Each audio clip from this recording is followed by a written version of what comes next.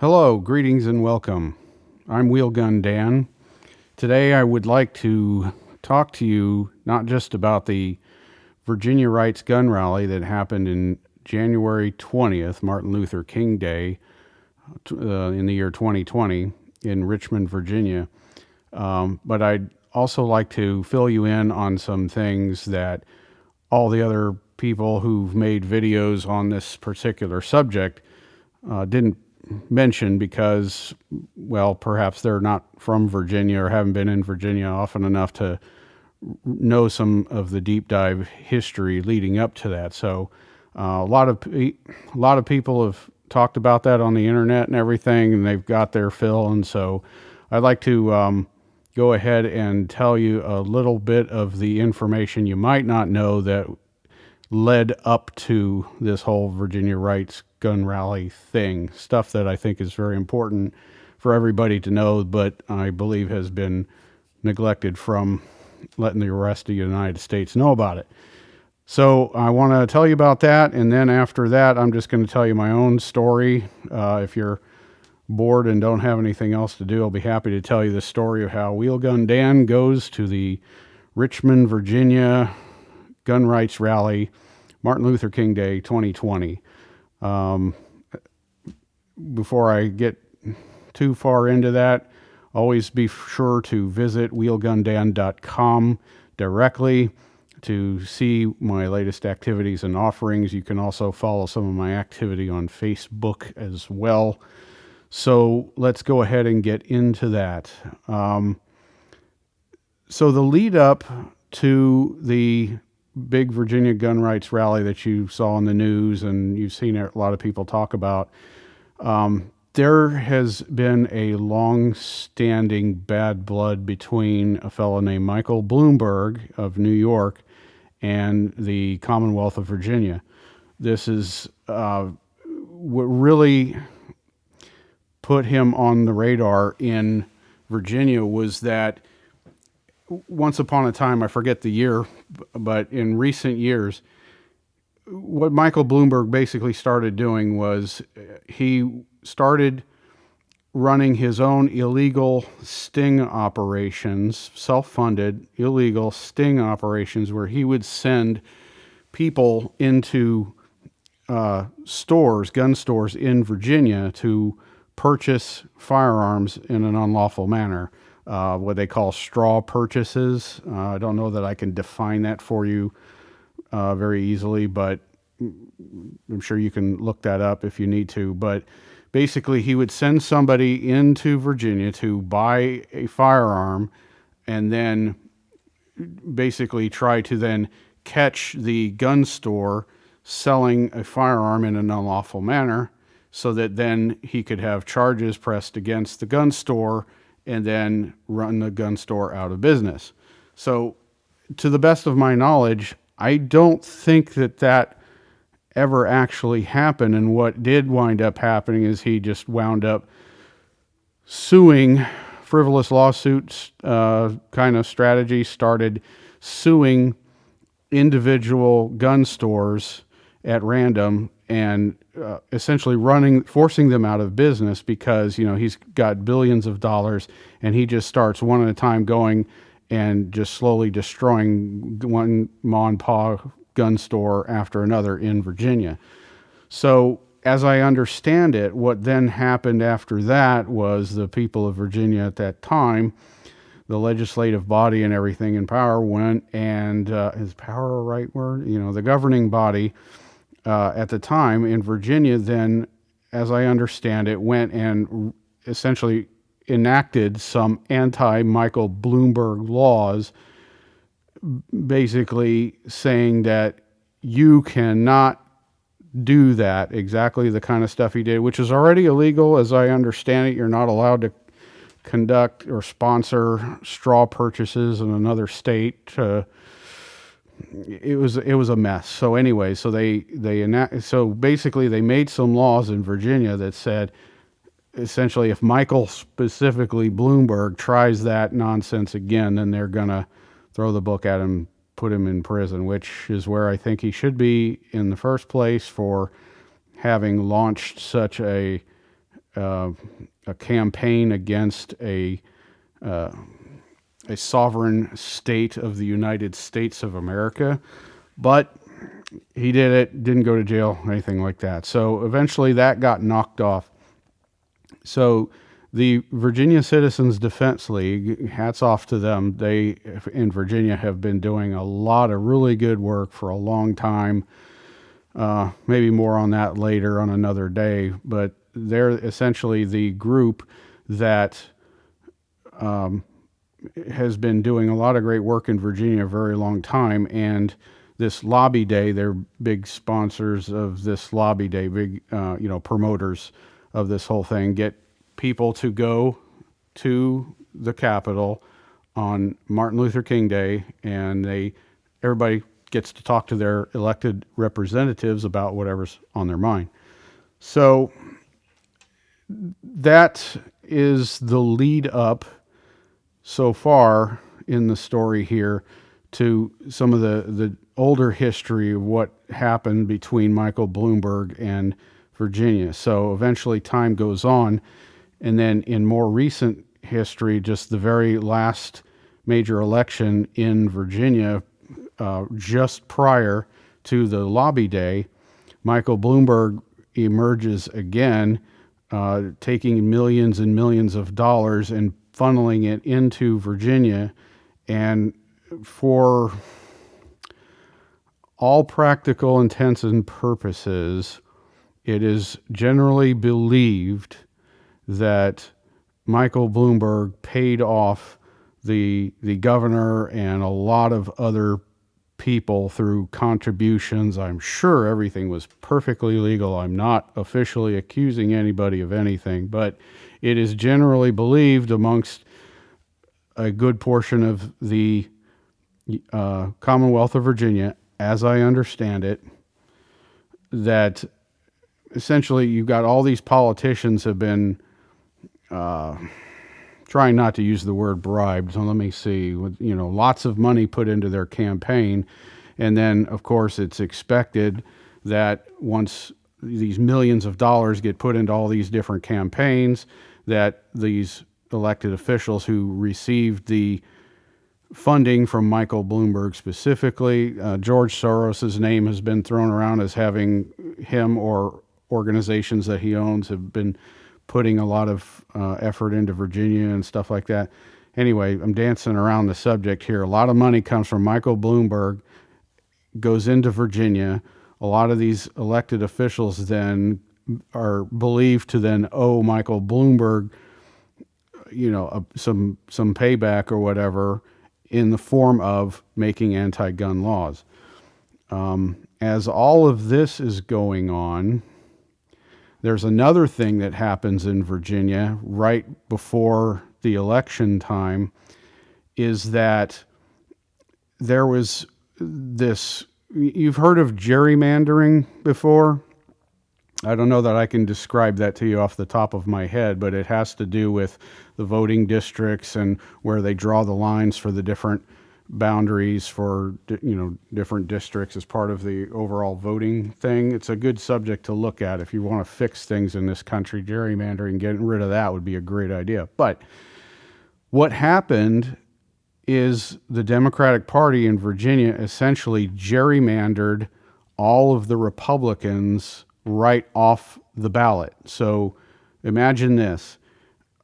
Not every single ballot, but a huge, significant portion of the different voting districts in Virginia, there were set up a candidate for the Republican Party and a candidate for the Democratic Party for a particular election of a particular jurisdiction. These jurisdictions are, drawn out by lines, and gerrymandering is the practice of changing the lines for political advantage.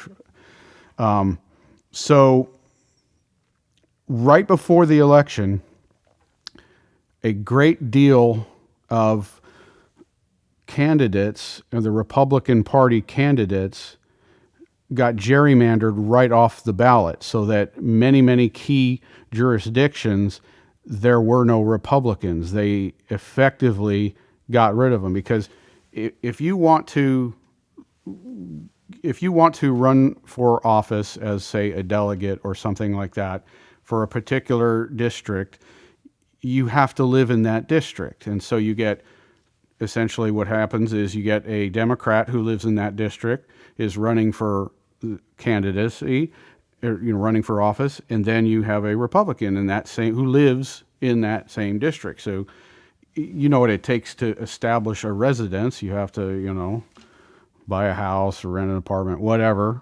You have to live there, get your driver license changed so it shows that that's your address and everything. Then you have to start a campaign, bank accounts, and all that kind of stuff. It's involved, right? So basically what happened was in the last minute, essentially the last minute, right before the election, the Democrats went and gerrymandered, changed all the things so that there was no Republicans in that redrawn area. So Virginians all over the entire Commonwealth, all of a sudden, it comes election day and they look at the, either the ballot or the sample ballot, and there are no Republicans. So there's Democrats all the way up and down the entire ballot running completely unopposed because the Democrats went and gerrymandered all the Republicans off these ballots in many, many, many different key jurisdictions and everything. What that did was then that by that alone, it's not that the Democrats just happened to win the election. It's they actually gerrymandered so many Republicans off the ballots that I think, my personal opinion, if you ask me, is that this was a legitimate hostile takeover of a sovereign state of the United States of America. Virginia didn't just vote a whole bunch of Democrats into power that then led to the events of that made the national news about trying to institute all these gun bans and all that other stuff. It's not exactly how it happened. People go around saying, well, elections have consequences. Yes, they do. But in a normal election, you at least have a choice. This was not a choice. This was, here's your Democrats, and they're going to win because they gerrymandered all the Republicans off the ballot. Okay, so free countries have a choice where you have an election, right? You can vote for this guy or you can vote for that guy, right? That's not what happened here. This was a hostile takeover of the state of Virginia, okay? In my humble assessment of it. So that's a part that I don't think that people really understand, is the lead up with Michael Bloomberg doing all that nonsense, that he wound up not going to prison for trying to violate some kind of federal laws regarding, firearms and all that kind of stuff. Then there was the hostile takeover of Virginia by gerrymandering everybody. So you say, well, why didn't somebody sue the government and take it to the Supreme Court? Well, they did. They did go to the Supreme Court. There's this emergency lawsuit thing. I don't know all the legal mumbo jumbo and everything, but they went to the Virginia Supreme Court, and I presume that there's an awful lot of left-leaning justices in the Virginia Supreme Court, because they looked at the whole situation and they go, yeah, no, not a problem, and then handed the entire state over to the Democratic Party. Now you're caught up to the part in the story where you see everybody talking on the news about how all these Democrats, they find themselves in power, then they start introducing all these ridiculous bills, the House Bill 961, was it, the one that bans everything under the sun, high-capacity magazines, assault weapons, and all these other things, basically all these laws to essentially either ban every single common-use firearm that there is, or ban all the magazines. And if they don't ban all these things, then they're trying to get rid of a thing called preemption, meaning that if the Virginia at the state level makes a law, says you're allowed to have a concealed handgun permit, and you can carry that gun anywhere in Virginia. The preemption laws, the way they were, means that no local county, no local city, no local village or whatever can have their own laws that supersede the state laws. So all the little counties and municipalities and all that stuff have to abide by the state law. So it's one Virginia concealed handgun permit, for instance, then it's good anywhere. So the other thing that they're trying to do is get rid of the preemption so that individual counties and every tiny little jurisdiction, and they're, in some parts of Virginia, you cannot go 100 yards without crossing into multiple jurisdictions, different counties, different towns, all that kind of stuff. So essentially, even if they get rid of the preemption thing and they allow localities to make their own little gun banning rules and regulations and everything, what that effectively does is that means that your state concealed handgun permit is essentially useless, because you drive down the road to go to the store, you are going to cross multiple jurisdictions, 4, 5, 6, 7 different jurisdictions, and there's absolutely no way in a practical sense that anybody could possibly know and learn and memorize all the laws of every little tiny jurisdiction of any size, large or small. So it then wipes out the concealed handgun permit. Yeah, great, you have a concealed handgun permit, but you have no idea where you're allowed to actually use it if they get rid of the preemption thing and stuff. So it's so as I'm recording this particular presentation to you right now, a lot of this stuff hasn't been signed into law yet by the governor or anything like that, but that's the kind of thing that I don't think anybody's really touched on as far as the things that have been going on in Virginia. So yes, I was there, and I'll go ahead and tell you that story in a little bit here, but I wanted to make sure that I got, first of all, to the stuff that I think is really important that I don't think anybody has really touched on, is the deep dive history leading up to this whole thing. So anyway, that's the part that I think you ought to know. So let me go ahead and then, if you're still here and you're still watching and you'd like to know more, let me go ahead and tell you about my experience. I'm just going to tell you the story. Wheelgun Dan goes to the Virginia gun rights rally in Richmond, Virginia. So basically, here it is. It was cold. I was dressed like Kenny from South Park. Gee Willikers, great horny toads. Man, it was cold for me. Okay. Maybe if you live closer to the Arctic Circle than I do, then maybe it's not a big deal for you. But so my experience with the whole idea of going to this Virginia gun rights rally. So what was going on in the news prior to that is you had a lot of news reports saying that there were certain specific what I call urban terrorist organizations, which are based in the United States of America.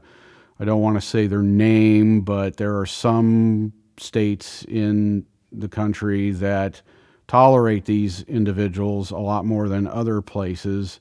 And in a lot of these places where you see them causing a lot of ruckus and chaos and destruction and throwing rocks and bottles, assaulting people, and deploying what in Virginia, by Virginia law, is considered deadly weapons. There's a whole list of those things.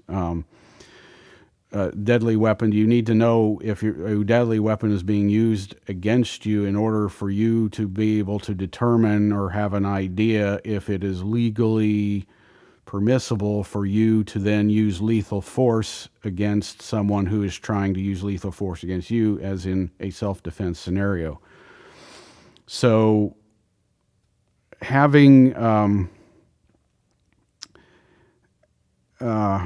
having an understanding of this whole concept in different law enforcement scenarios, the police are oftentimes trained to recognize if somebody's attacking them, what level of force are they using, and then you then have to, as a police officer, then you have to, choose the right level of response, either equal to or one higher. Maybe the rules have changed by now. It's been a long time since I've thought about this, but anyway, so I started thinking about the rules of engagement and all this kind of stuff, and I'm thinking to myself, this is the most surreal thing I can imagine.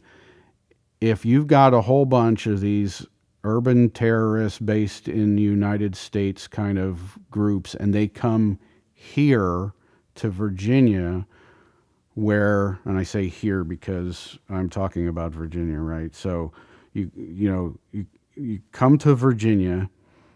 They're going to come to Virginia, where in Virginia they carry guns. Arizona, they carry guns.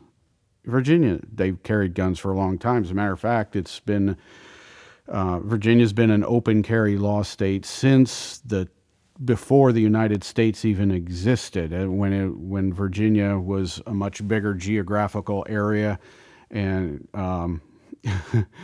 and it was part of the British colony for a long, long time. That place in Richmond that this Virginia gun rights rally took place, that has been the seat of the Virginia legislation for hundreds of years, since long before the United States even existed. That elected body of officials has been there since they answered to the king. It's a long, long time. So, so Virginia's had a lot of really good gun laws for a very long time, and I'm thinking to myself, if those guys, all those, that cover their faces and they throw rocks and fire bombs and all that stuff, in all the places that I see them in the news doing that kind of stuff, they don't ever get shot. And that's because in those places they do that stuff, you're not really allowed to carry a gun, So, like DC, for instance, during the time of the 2016 presidential election, you see a lot of these knuckleheads going around throwing things through windows and lighting cars on fire and doing all kind of stuff. Okay. Well, guns are illegal in D.C. for all practical intents and purposes. I'm aware of the specifics of how you can, under some certain circumstances, have a gun in D.C. But for all practical intents and purposes, don't even think of owning a gun if you live in D.C. But they got away with that because apparently everybody, they have confidence knowing that there are not armed citizens in these locations, which is why armed citizens reduce crime, because where criminals want to practice their crime, they are intimidated by the knowledge of an armed response or the threat of the armed response. So I'm thinking to myself, as I'm preparing to go to this, it's so surreal. I've never before considered that I might be going to an important event and I might actually be in a situation where someone might use lethal force against me, where then I would then be in a position to have to deliver lethal force in self-defense. It's like I could have said, well, I'll just avoid this and just not go and stay at home, but I also felt that it was important to be there, and if anybody had a right to be there, I had a right to be there, because I am trying to peacefully assemble. The whole Virginia gun rights rally was essentially one of the many ways that the people can petition their government with grievances and do it in a peaceful way. As it turned out, this particular day, none of the Democratic, as I understand it, none of the Democratic Party officials even showed up. So if you did want to speak to them, they weren't there. So this big rally was with thousands and thousands and thousands of people, was in front of a big giant empty building because the the Democrats, they didn't show up. They just didn't show up because that's how dictatorships work. They do what they want to do, and they don't care what the people have to say, and they don't want to hear what the people have to say, and they're just not even going to show up on that particular day that's set aside for you to talk to them and tell them what you think. I'm not too concerned about that because the Democratic Party elected officials who are in office, this year, 2020, are basically the same. A lot of them are the same elected officials who have been in there previously. And so in previous years, I have actually gone to talk to people at the Virginia Capitol and tell them my thoughts and opinions and everything. So on the Virginia gun rights rally this time around, I would have, had I had the opportunity to go and speak to these elected officials, I would have wound up already talking to the same elected officials that I've already talked to in years past in person. So I didn't really feel like there's anything new to say. I've already told the same people the same thing year after year. And so, anyways, I felt like I should be there, and I decided to go. I didn't want to go at first. I was very torn and everything, but eventually, I wound up going. And so the planning and preparation, that was so surreal. What the heck am I going to bring with me? Then I started thinking about, well, what firearm do I bring? Then I started, well, do I need extra ammo? And then what if we do have situations where the terrorists, the urban terrorists based in the United States, have blocked off certain roads and all that kind of stuff? Because this is a downtown environment. I'm thinking through tactical logistics and the whole bit. When I went there, I did not want to make a big spectacle of myself. I did not want to be seen. I wanted to be as invisible and forgettable as possible. And of course there was other people, the ones that you see on all the pictures, with all the gear and everything, they're the ones that made all the pictures and all the news and everything. Nobody took my picture because I was as boring and invisible as possible, and that's the way I wanted it. But underneath this Arctic coat that I had on is rated for like 20, 30 below zero. Like, I look like Kenny from South Park. I was all warm and cozy, but under there, it's like I wound up eventually deciding on bringing my Heckler & Koch VP9. That is my favorite 9mm to shoot. It's not what I normally carry for everyday carry for protection. I prefer the P30 series, with the hammer fire, either in the compact version or the full size P30s or something. I'll have to talk about those in another day. But I wound up bringing the VP9. I had extra magazines, and they were all under the coat, and you couldn't see anything. So I stayed at a buddy's house that lives close to Richmond. Stayed at a buddy's house, camped out there, had the truck, had the VP9 and all the stuff that I wore on my belt.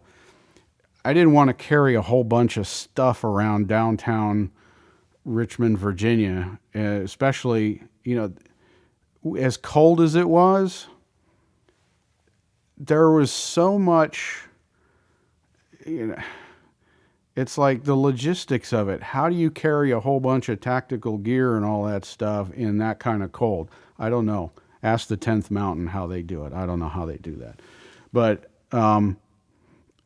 so anyway, so we had to then come up with plans. Well, what if we are attacked? What if they do section off portions of the city and everything? We had to park our trucks somewhere in downtown Richmond, Virginia, and then we had to walk, actually road march down to the Capitol where there was thousands and thousands of people. So there was a huge police force presence, but I can tell you this, there were more AR-15s there than there were police officers by easy 100-1. There was a huge amount of firepower there that was peacefully owned by private citizens, including myself. So what the strategy was is I only carried handgun and extra ammo, under my big giant coat so I can stay warm to go and just make my presence known there, and I'm a dot in the crowd amongst everybody else.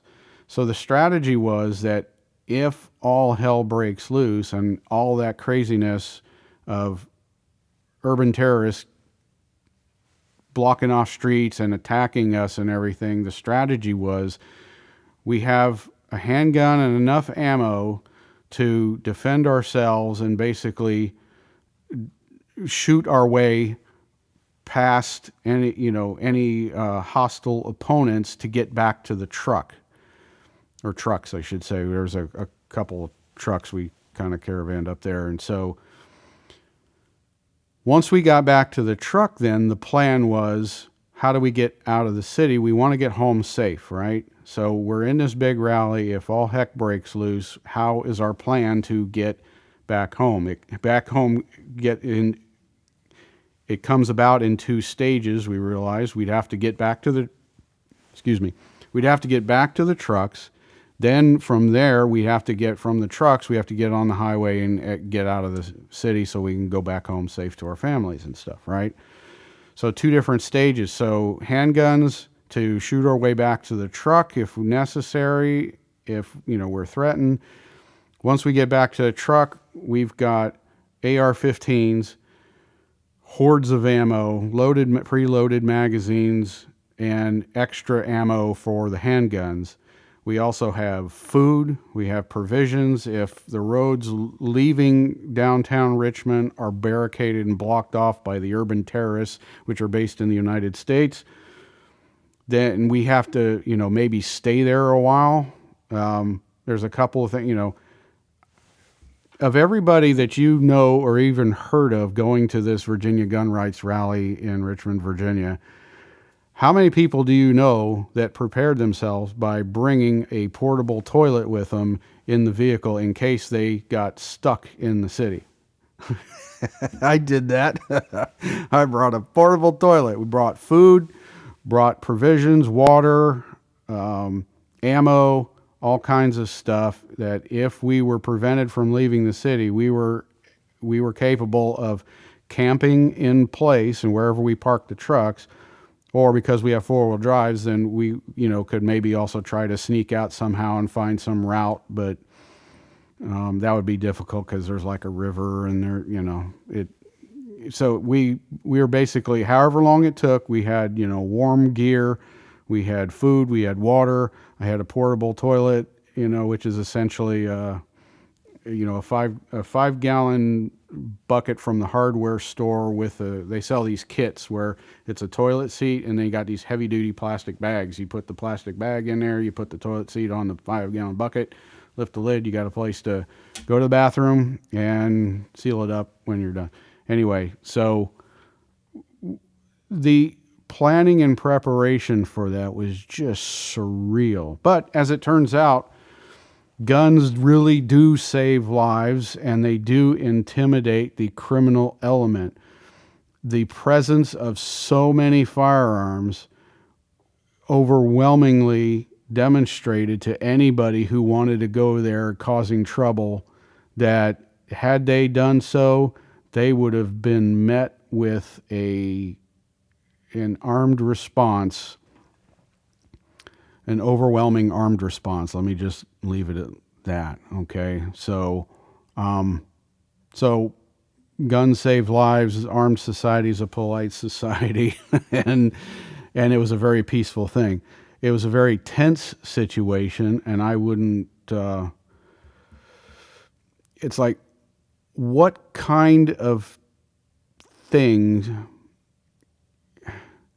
is the government doing in Virginia that would cause their own citizens to wonder whether or not they should resort to Red Dawn strategy, the Red Dawn scenario? If you've never seen the movie Red Dawn, you should see the movie. And I don't mean the remake. The remake was pretty good. I was surprised. The Red Dawn movie, the remake, the recent one in the 21st century, that didn't suck as bad as I thought it was going to suck, but you definitely need to understand and see the very first Red Dawn movie if you haven't seen that. It's required watching. So it's a really scary thing when the government's doing things that cause patriotic, freedom-loving Americans to wonder whether or not they're going to have to use force in order to restore freedom to their country in the event that their country is taken over by some kind of hostile dictatorship, tyrannical power, by any name you want to call it. Weird situation. Surreal. American citizens shouldn't have to go through that. If you're an elected official, you're expected to support and defend the Constitution of the United States. Your job, number one, is to protect the rights of the citizens in the country, and then also, make sure that the potholes in the road are filled in and the bridges work and all that kind of stuff. So got home safe. Everything went off without a hitch. And, I don't remember a lot of people saying this either when I watched the other videos on YouTube about the event. I can't tell you how many times I saw guys, carrying AR-15s loaded for World War III and everything, walking past all the hundreds of Virginia State police officers, they were stationed everywhere. They had snipers on roofs. They had them everywhere. As they passed these police officers, they stopped to thank them for their service and kept on trucking. And it was very polite. The police, the Virginia State Police, it was the dominant law enforcement agency there at the Capitol. Everybody was nice. Everybody was polite. The attendees of the rally, armed to the teeth, would routinely thank the police officers for their service. And the police officers were very nice and very polite to all of us who were armed to the teeth. It was it was really a really interesting experience. It was surreal preparing for it. And as nice as everything turned out to be, I don't think that we should have rallies like that, in the sense that the government shouldn't be doing things to threaten our freedoms and take away our rights and all that. Shouldn't have come to this. Shouldn't ever have come to this. Anyway, so thank you for listening. If you're still here and you haven't fallen asleep yet, let's see. There is a way that you can help my channel if you like. If you have a PayPal gift account, or if you have a PayPal account, you can use the gift feature to send a contribution to tip jar at wheelgundan.com. And you can send, I don't have a Patreon account, and I can't guarantee how often I'll be able to produce content or anything like that. But if you would like to help me out, it'll help me in more ways than you know. So thank you for your time and attention. I hope that the information I provided is useful to you. And so I am going to try to figure out maybe how to tag something interesting onto the end of this video. Maybe I'll include some footage of me shooting my VP9. I also brought my my Bravo company Recce 16. That's the other thing that I brought. So that's what I'll do. I'm going to show you a picture of my VP9, my Heckler & Koch VP9. I'm such an HK fanboy lately. Oh my gosh. Wheelgun Dan likes HK handguns. Yeah, more on that later. And Bravo Company AR-15, the Recce 16. Those are the two guns that I decided to trust my life to get me home in what could have possibly been a nightmarish scenario. So those are my two favorite brands of firearms for defending life and country and all that stuff. So that's it for now. Let me part from you now to show you some video footage. Thanks for watching.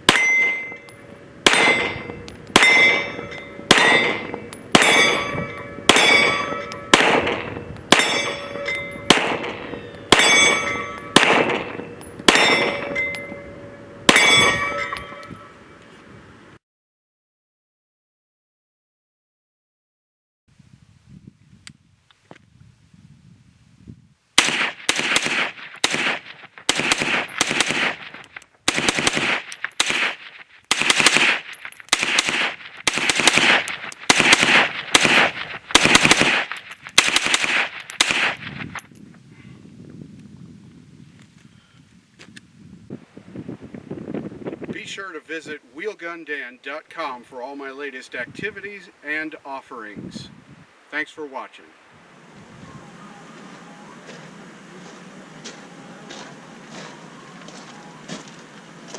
Howdy, I'm Wheelgun Dan. Welcome to my collection of videos.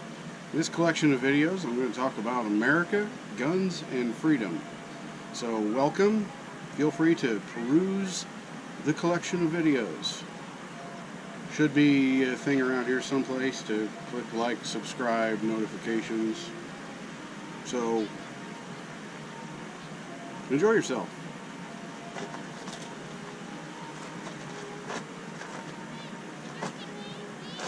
What kind of bug is that over